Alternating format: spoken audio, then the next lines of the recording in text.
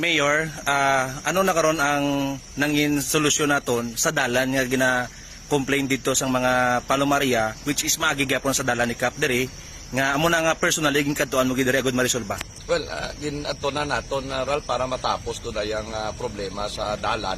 So ginobra naton ginsikyar nato gin-ocular inspection naton nga area.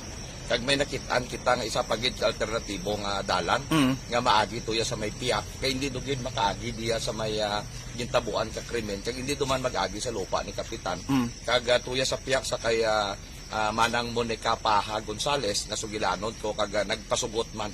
So nalipay man ako nga as of now na-resolbar do naton nga problema ka Aragyan, ka pamilya Palomaria kag pamilya Palomar nga kung sa diin nga hindi do sanda mag-agi diya sa ugsadan ni kapamilya Palomar. Regarding sa lote kay ti dapat kung mag-right of way botsing ano may mga lot donation pa nga proseso. Ma-donate, willing siya mag-donate dito kag ang sikap diri sa dalan? Well, kagina ginistorya ko nga hambal ko ipaabot ko do lang nga papilis.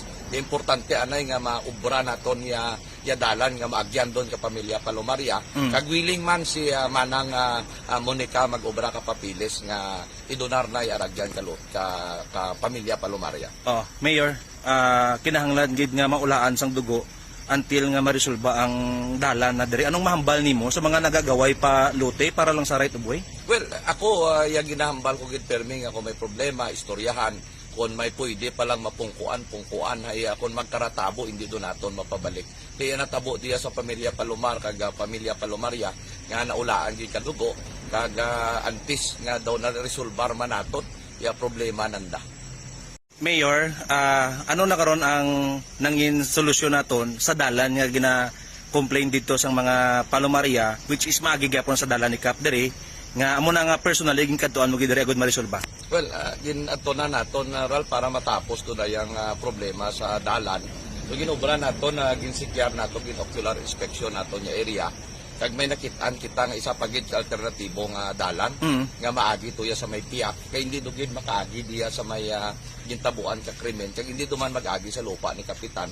Kag tuya sa piyak sa kay Manang Monica Paha Gonzales na sugilanon ko kag nagpasugot man. So nalipay man ako nga as of now na-resolbar do naton nga problema ka Aragyan, ka pamilya Palomaria kag pamilya Palomar nga kung sa diin nga hindi do sanda mag-agi diya sa ugsadan ni kapamilya Palomar. Regarding sa lote kay ti dapat kung mag-right of way botsing ano may mga lot donation pa nga proseso. Ma-donate, willing siya mag-donate dito kag ang sikap diri sa dalan? Well, kagina ginistorya ko nga hambal ko ipaabot ko do lang nga papilis.